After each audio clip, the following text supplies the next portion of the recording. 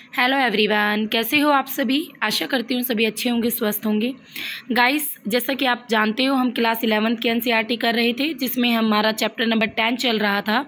और इस चैप्टर में पार्ट 1 हम इस वीडियो का कर चुके हैं, जिसमें मैंने आपको पढ़ाया था कि वायुदाब क्या होता है।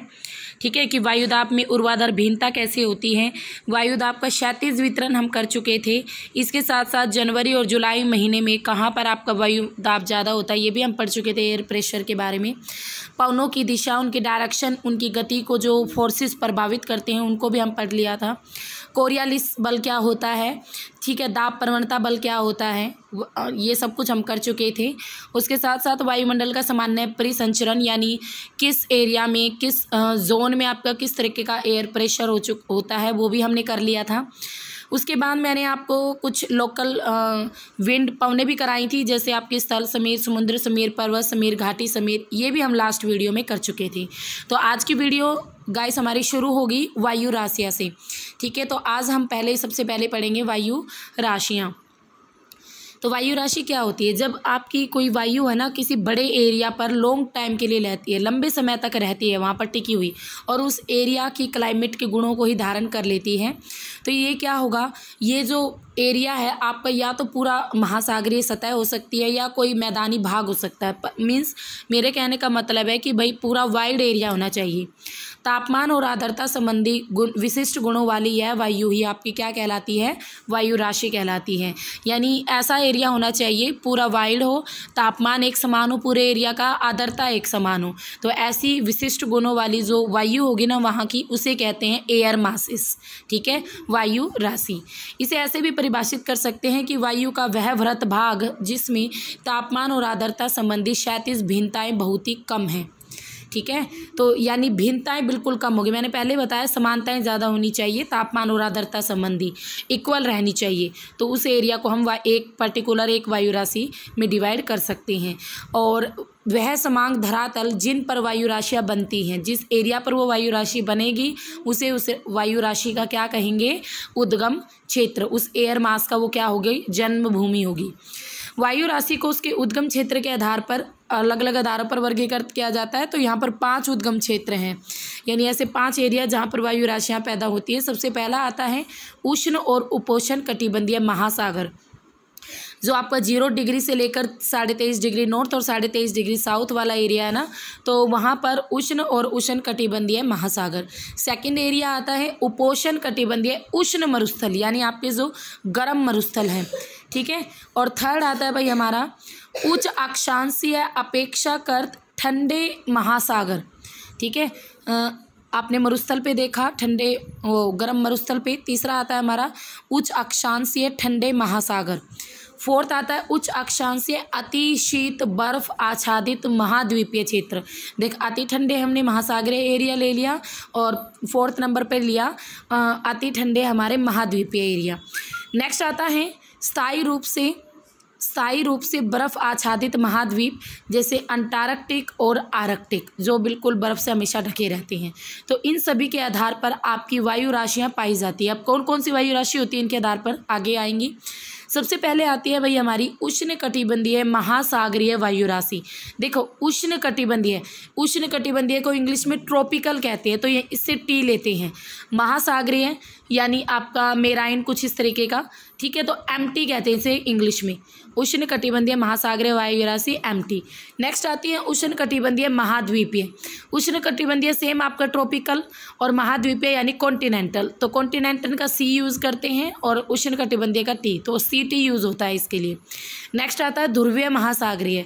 ध्रुवीय आपका पोलर, महासागरीय के लिए फिर वही आपका एम, तो एमपी। ध्रुवीय महाद्वीपीय, ध्रुवीय के लिए आपका वही सेम पोलर, महाद्वीपीय कॉन्टिनेंट सीपी। ठीक है, नेक्स्ट आता है महाद्वीपीय आर्कटिक, ए से आर्कटिक, और महाद्वीपीय के लिए सही वही कॉन्टिनेंट, तो सी ए। तो उष्ण कटिबंधीय वायु राशि आपकी गर्म होती है और ध्रुवीय वायु राशियाँ ठंडी होती है। वो तो आपको सबको पता है, गर्म एरिया वाली वायु गर्म, ठंडी एरिया वाली वायु ठंडी। तो इस प्रकार आपकी 5 वायु राशियाँ होती है। उष्ण कटिबंधीय महासागरीय वायु राशि, उष्ण कटिबंधीय महाद्वीपीय वायु राशि। देखो, गर्म इलाके की 2 होगी, एक महासागर पर, एक महाद्वीप पर। उसी तरह के ध्रुवों की भी आपकी 2 होगी, एक तो ध्रुवीय महासागरीय, एक ध्रुवीय महाद्वीपीय, और लास्ट आती है महाद्वीपीय आर्कटिक। तो ये 5 वायु राशियाँ होती है। ठीक है, समझ गए। तो ये होती है भाई आपकी वायु राशियाँ। एक वाइड एरिया में जो तापमान और आर्द्रता संबंधी जो आपकी समानताएं पाई जाती है उसे वायु राशि कहते हैं। 5 मेन वायु राशियाँ मैंने आपको बताई दी हैं। नेक्स्ट आता है वाताग्र यानी फ्रंट। ये क्या होता है? ये भी आपकी एक वेदर से रिलेटेड ही चीज़ होती है। जब दो अलग अलग प्रकार की वायु राशियाँ आपस में मिल जाती है ना, मान लो एक तरफ से आपकी गर्म वायु राशि आ रही है, एक तरफ से ठंडी आ रही है, तो दोनों अपोजिट है, ठीक है, अपोजिट गुणों वाली हैं, तो क्या होगा, तो उनके बीच में एक जब वो आपस में मिलती है तो एक सीमा क्षेत्र बन जाता है, और इस सीमा क्षेत्र को ही क्या कहते हैं? वाताग्र कहते हैं। वाताग्र के बनने की जो प्रक्रिया है उसे वाताग्र जनन कहा जाता है, यानी फ्रंटोजेनेसिस कहा जाता है, ठीक है, ये एग्जाम में पूछा जाता है। वाताग्र के बनने की प्रक्रिया को वाताग्र जनन कहते हैं। वाताग्र आपके 4 प्रकार के होती हैं: शीत वाताग्र, उष्ण वाताग्र, आचर वाताग्र और अधिविष्ट वाताग्र। 4 प्रकार के वाताग्र होते हैं। अभी बताऊंगी कौन से वाताग्र किस प्रकार से बनते हैं, ठीक है। तो जब आपका वाताग्र स्थिर हो जाए, स्टेबल हो जाए, तो आचर वाताग्र बनता है। ऐसे वाताग्र जब कोई वायु ऊपर उठे ही ना, ठीक है, यानी कोई भी वायु ऊपर उठेगी नहीं, दोनों वायु इक्वल रूप रहेगी, तो इस ऐसी सिचुएशन में बनेगा हमारा आचर वाताग्र। और ऐसे वाताग्र जब कोई वायु ऊपर नहीं उठती, जब शीतल और भारी वायु आक्रामक रूप से उष्ण वायु राशियों को ऊपर धकेल देगी, तो शीत वाताग्र बनता है। मीन्स भाई यहाँ पर आपको दिया हुआ भी है आई थिंक। और यदि गर्म वायु राशि आक्रामक रूप से ठंडी वायु राशियों को ऊपर चढ़ती है तो उसको आपका उष्ण वाताग्र कहते हैं। और यदि एक वायु राशि धरातल के ऊपर उठ जाए तो ऐसे वाताग्र को अधिविष्ट वाताग्र कहते हैं। आप यहाँ पर देखिए ये जो आपको डायग्राम दिख रही है ना, इन डायग्राम से आप समझोगे। सबसे पहले देखो ये वाला कोष्ण वायु, उष्ण वायु, यहाँ पर शीत वायु थी, यहाँ पर आपकी गर्म वायु थी। तो जब आपकी गर्म वायु आक्रामक रूप से अपने आप ऊपर उठ जाती है, इतनी स्ट्रॉन्ग होती है, तो उष्ण वाताग्र बनेगा। और जब आपकी शीत वायु जबरदस्ती गर्म वायु को ऊपर की ओर धकेलती है, जब आपका शीत वाताग्र बनेगा, क्योंकि ठंडी वायु स्ट्रॉन्ग है। नेक्स्ट आती हैं अधिविष्ट वाताग्र। अधिविष्ट वाताग्र में क्या होगा? सिंपल सी बात है भाई, आपका एक उष्ण वाताग्र और एक शीत वाताग्र, 2 तरीके के वाताग्र इसमें बन जाते हैं, ठीक है। तो इस तरीके के आपके ये वाताग्र यानी फ्रंट बनते हैं। तो वाताग्र एग्जाम में क्वेश्चन आता है कि वाताग्र कहाँ निर्मित होते हैं, तो वाताग्र आपके मध्य अक्षांशों में निर्मित होते हैं, ठीक है, 30 से 60 डिग्री के बीच में। तो मध्य अक्षांशों में आपके वाताग्र निर्मित होते हैं, बनते हैं। तीव्र जो वायु दाब है और तापमान प्रवणता इनकी विशेषता होती है, और ये तापमान में अचानक बदलाव भी लाती हैं, और इसी कारण वायु ऊपर उठती है, बादल बनते हैं और वर्षा होती है, ठीक है, क्योंकि जो एरिया बन जाता है उसी एरिया के सहारे वायु ऊपर उठती है, फिर बादल बनते हैं, फिर वर्षा होती है। नेक्स्ट आता है गाइस बहिर उष्ण कटिबंधीय चक्रवात, एक्स्ट्रा ट्रॉपिकल साइक्लोन्स। ये चक्रवातीय वायु प्रणालियाँ उष्ण कटिबंध से दूर मध्य और उच्च अक्षांशों में विकसित होती हैं। उष्ण कटिबंधीय वाले तो आपके भाई जो आपके उष्ण कटिबंध एरिया में पैदा होते हैं, और ये मध्य और उच्च अक्षांशों में विकसित होती हैं, इसीलिए इन्हें बहिर उष्ण और शीतोष्ण कटिबंधीय चक्रवात भी कहते हैं, ठीक है, सब ट्रॉपिकल साइक्लोन भी कहते हैं। मध्य और उच्च अक्षांशों में जिन क्षेत्रों से गुजरते हैं वहाँ मौसम संबंधी अवस्थाओं में अचानक से तेजी से बदलाव आते हैं। बहिर उष्ण कटिबंधीय चक्रवात ध्रुवीय वाताग्र के साथ साथ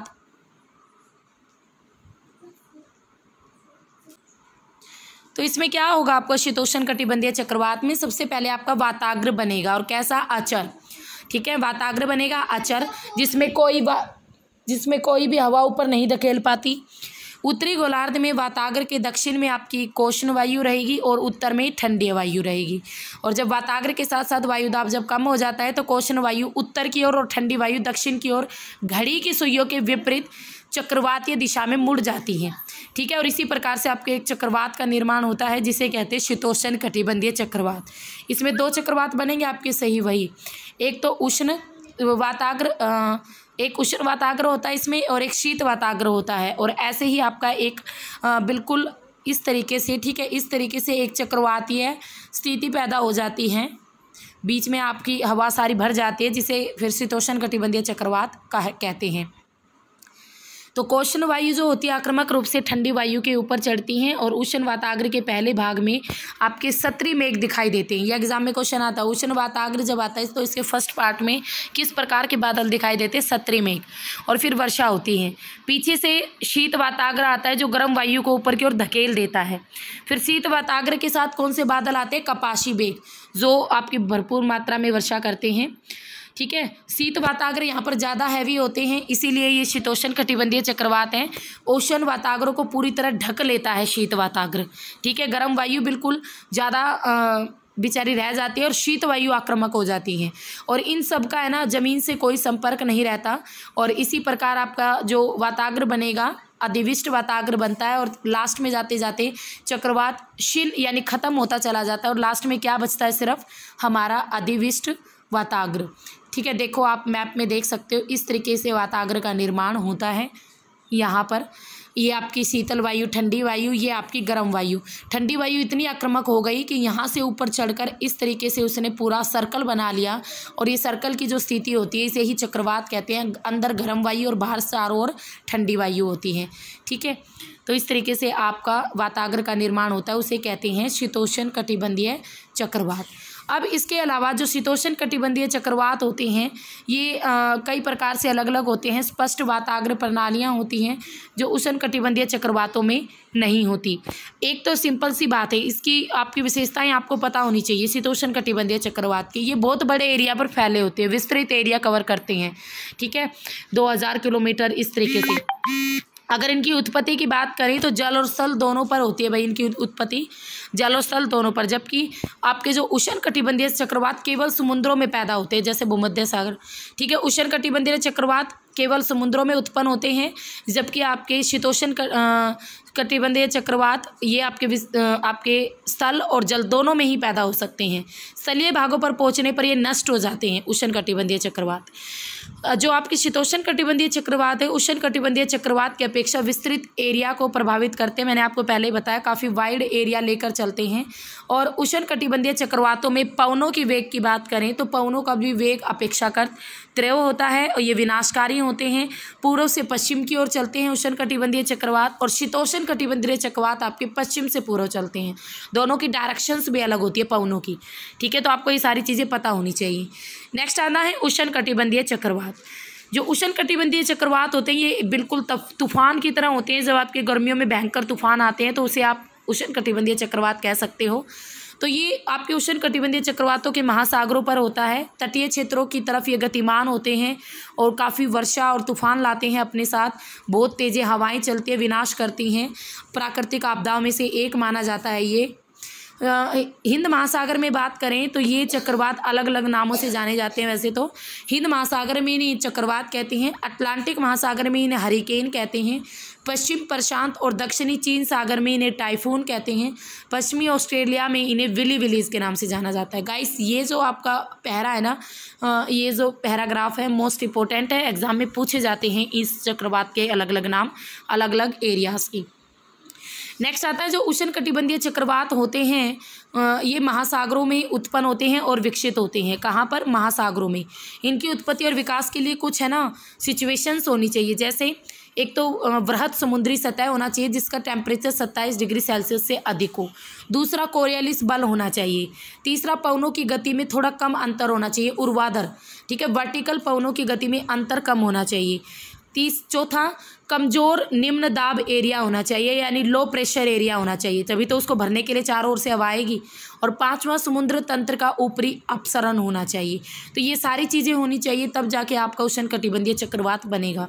ठीक है, अब चक्रवातों को अगर और भयानक कब बनता है? जब संघनन प्रक्रिया द्वारा ऊंचे कपासी सतरी मेघ बन जाते हैं और वो इस तूफान के केंद्र को घेर लेती हैं और समुद्रों से लगातार आर्द्रता उन्हें मिलती रहती हैं, तो ये तूफान और भी अधिक प्रबल हो जाते हैं और लैंड एरिया पर पहुंचकर क्या करते हैं?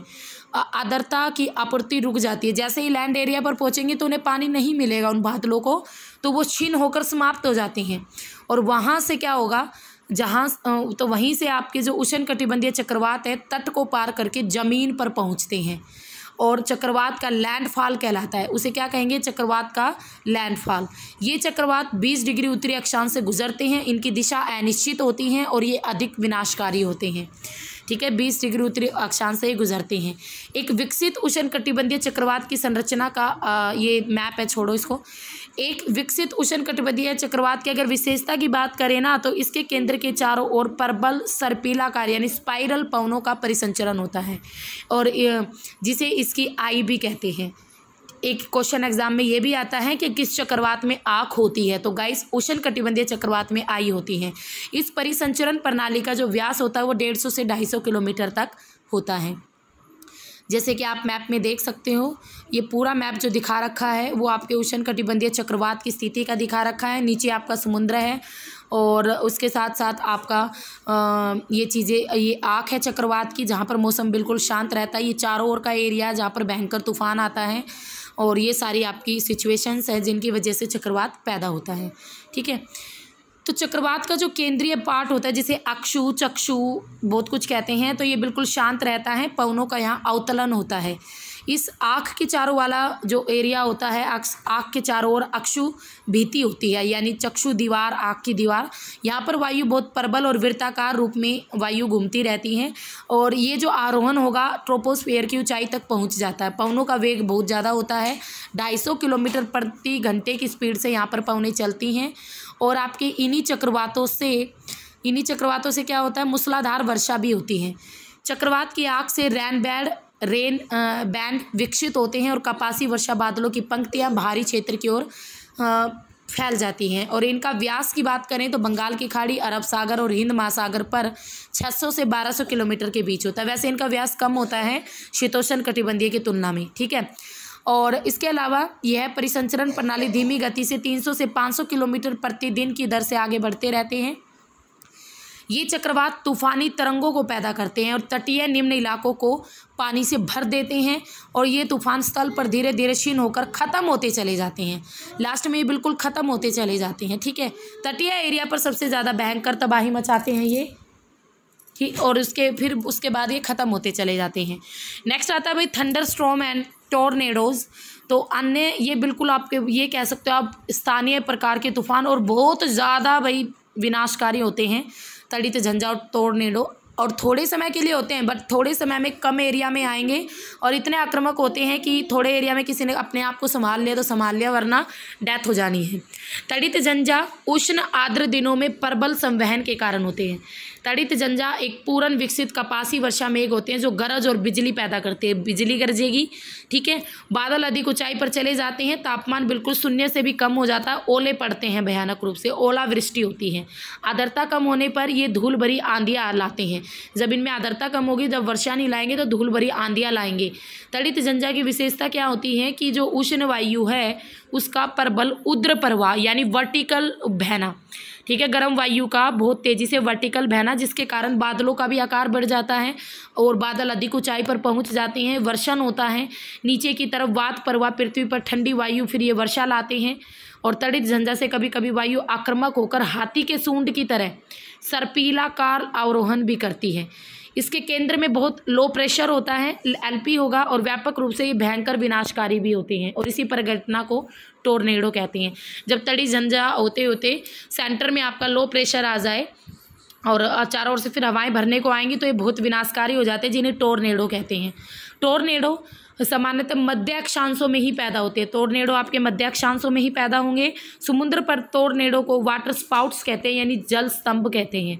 ठीक है, ये आक्रामक तूफान वायुमंडलीय ऊर्जा वितरण में भिन्नता और अस्थिर वायु के व्यवस्थित होने की अभिव्यक्ति है। इन तूफानों से आपके स्थितिज और ताप ऊर्जा गतिज ऊर्जा में बदल जाती है और अशांत वायु जो दशाएं होती है पुनः स्थिर स्थिति में लौट आती हैं।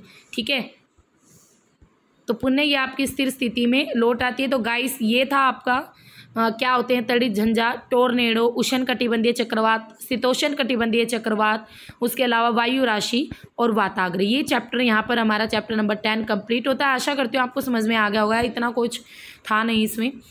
तो यहाँ पर कुछ क्वेश्चंस भी हैं जिन्हें आपको देखना है और इनके आंसर्स आपको कमेंट बॉक्स में देने हैं। यदि धरातल पर वायुदाब 1000 मिलीबार है तो धरातल से 1 किलोमीटर की ऊंचाई पर वायुदाब कितना होगा। नेक्स्ट आता है अंतर उष्ण कटिबंधीय अभिसरण क्षेत्र प्राय कहाँ होता है, ITCZ पूछा गया है। थर्ड है उत्तरी गोलार्ध में निम्न वायुदाब के चारों ओर पवनों की दिशा क्या होती है। नंबर 4 वायु राशियों के निर्माण के उद्गम क्षेत्र निम्न में से कौन सा है। तो गाइस इन सभी क्वेश्चंस के आंसर आप मुझे कमेंट बॉक्स पर लिख कर दोगे, ठीक है। तो यहाँ पर हमारा चैप्टर नंबर 10 कंप्लीट होता है। तो कमेंट बॉक्स में लिखना कैसा लगा आपको, चैप्टर समझ में आया या नहीं आया। तो फिर मिलेंगे, तब तक के लिए have a nice day. Okay bye bye, see you.